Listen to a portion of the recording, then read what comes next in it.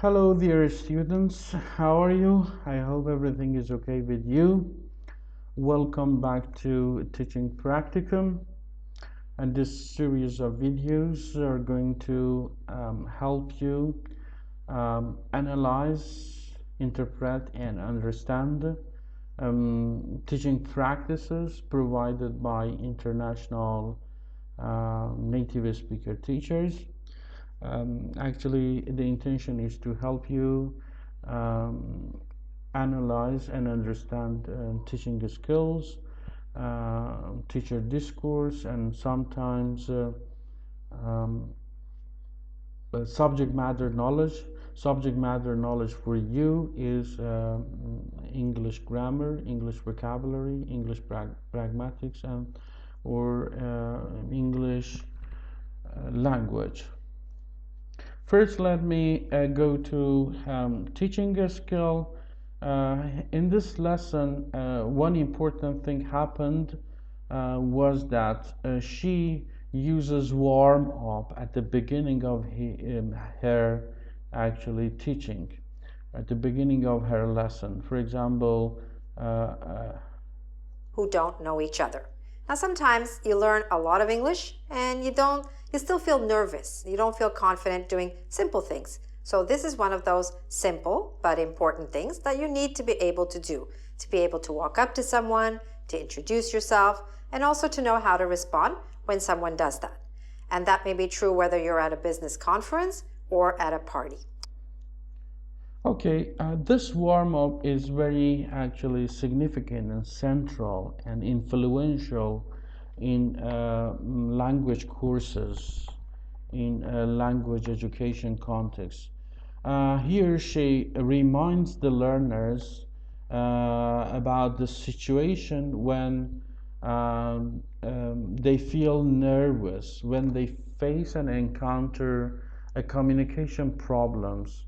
It means that she says that she reminds that learners, when want to introduce themselves and introduce others to others, they encounter a communication problem and they feel nervous, they are not able to do that successfully. And then she reminds that she is providing a lesson on language features, that if learners learn those features and structures, they can solve this problem. In this way, she tries to take the learners to the picture. Okay, so a student should should be reminded that they are in the class and they are going to learn something important. They are going to solve one of their problems in their future course of action, which is a real life interaction and communication. So in this way, she provides actually she uses a warm-up, and by this warm-up she prepares the students and she reminds the students the significance of this lesson and the centrality of learning the features introduced in this lesson. The other important point I'm going to mention here in terms of teaching a skill is focusing on pragmatics. Okay, here she teaches English conversation or speaking. When we teach a language, especially English, we should focus on pragmatics, or we should provide lessons on pragmatics. Okay, let me tell you what is pragmatics and why pragmatics is important. You know that a language has different perspectives or different aspects, different elements. The language has a spelling, the language has pronunciation, vocabulary, grammar, semantics, and syntax. Okay, all of these things are important and they are complex to learn, they are central, they are key, they are essential, they are vital to be learned. But there is one other aspects of perspective which is much more important than a grammar vocabulary. It is called pragmatics. Pragmatics means that when you are using English vocabulary items, you sometimes need to prefer one vocabulary item to the other items. For example, we have two words for a greeting: hey, hi, hello, and hi there. These are the expressions that um, you may use for greetings, but in different contexts, with different groups of people, with the formal and informal atmosphere or situation, you may prefer one to other, and it is okay, and it is proper to prefer one to others when you are at home, when you are actually conversing with your family members, when you're with your dormitory members or classmates. You do not need to use formal expressions, and if you use formal expression, they become confused. uh, okay, this means pragmatics, and unfortunately, pragmatics have always been ignored in language courses, especially in Iranian context.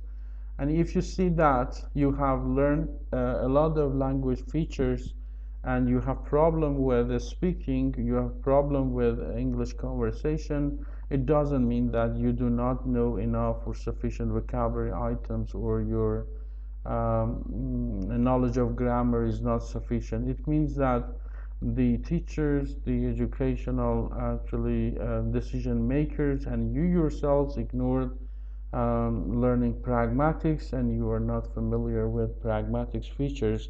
That means that when you are going to use vocabulary items or grammatical expressions, you always try to monitor yourselves, and you are not sure which expression should use for in which context and for which group of people and for which purposes. Able to walk up to someone, to introduce yourself, and also to know how to respond when someone does that. And that may be true whether you're at a business conference or at a party. Okay, so let's get started. So she says that at formal and informal situation, at a business conference is a formal situation, and at the party is informal situation, and it's good to know about those actually situations and which forms are used in which actually situation.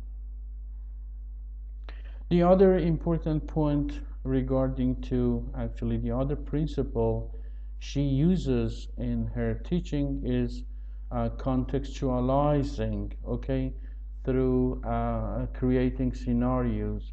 When she teaches language features, okay, she tries to contextualize through creating scenarios.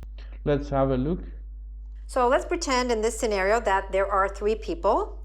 You are Carol Smith, and you know Scott Topper, and you know Stephen Shaw, but they don't know each other. But you don't know that, so you have to find out first, because sometimes people do know each other. So Carol is going to speak first. So Carol knows both of them, all right? So she says, Carol Smith says, have you met each other? So Okay, contextualizing language is very important. Here she does um, that, or contextualizes language uses through creating a scenario in which there are three peoples. They are going to communicate with a particular actually relationship with each other and background knowledge about each other. So this contextualization can happen through creating scenario, and helps learners to know that whatever they are learning here is what they are going to use in the near future, in the future course of action. It means that it is important to help the students to bridge the gap between what they are learning and what they are going to use in the future. Okay, let's go to subject matter knowledge. I told you that watching, analyzing, and interpreting the series of videos which are teaching practices provided by international speakers help you to learn subject matter knowledge. Subject matter knowledge here is language, language features, English grammar, English vocabulary, and the phrases and expressions. Okay, so for example, let me give you some examples. For example, here you can properly learn the word to, how the word to is used in conversation or uh, in different actually text, spoken and written text. And the other important point here is she used at that point. Okay, for example, at is with point, not in that point. Okay, so you may study some textbooks about how at or in or on are used with words. For example, you learn here incidentally and indirectly that with point at is used. The other important point here. So you could say, hello, I'm Bill White. Or you could say it at this point when you say it's. Okay, the other example is the use of the modal could in this situation for these purposes. Okay, so here. So you could say, you hello, could I'm Bill say, White. Or she says, she uses could say, you could say, not you can say.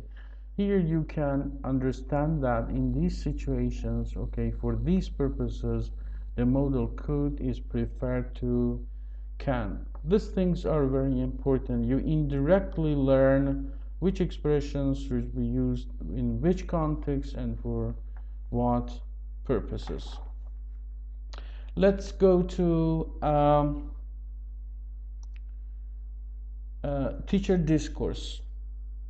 As I mentioned previously, your task is to find different expressions or phrases which are used for particular purposes.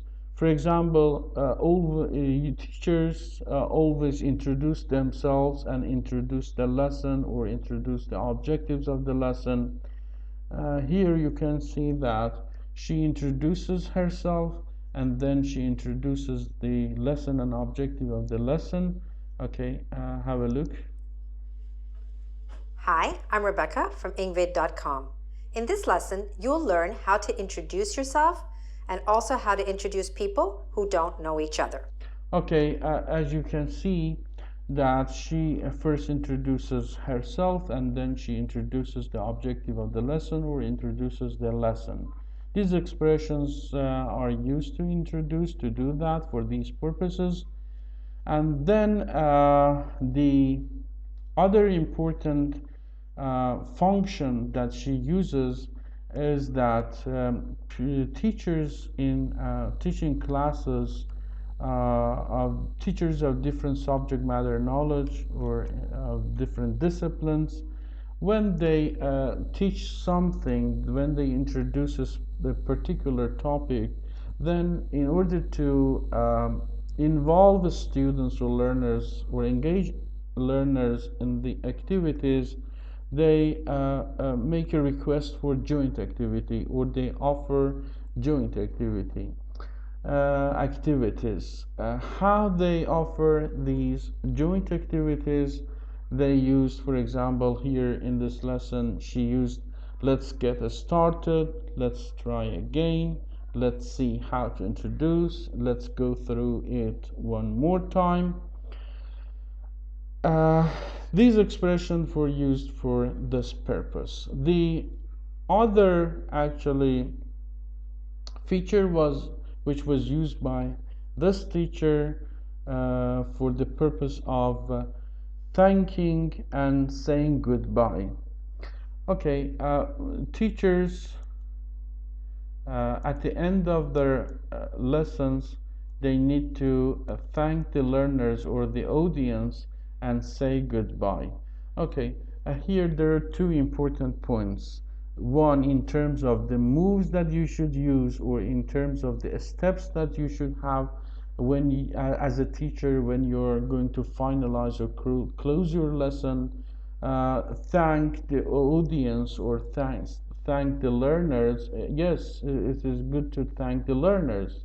It is important to thank the learners as the audience, those who have watched you, those who have listened to you, those who have paid attention to the point you have mentioned, and those who have noticed the points you have introduced. So, in terms of the moves, actually, the action taken by the teacher, and also the language used for these purposes. She says, thanks very much for watching, for listening, for your attention, and bye for now. It means that she will be back with further lessons. Okay. Finally, let me finalize this video, or this quick lesson, with repeating one of the advice provided by this teacher. She believes that it is better to learn properly one feature or one way. If there are different ways of communication, if there are different ways of interaction, it is better to learn one way properly, because the purpose of learning is to use it um, effectively and successfully for real life communication. Sometimes learning may happen for 100%, but that 100% learning may not be transferred to successful use. Okay, so if there are different options, if there are four ways, please study, learn properly one way to create a space and opportunity, or to maximize the opportunity uh, to use successfully that feature, rather than learning many ways or many features, then get mixed up or become confused, not be able to use with assurance those many features. Thank you for your kind attention, and I would say bye for now, because I will be back to you with other lessons on practicum. Thank you. Have fun.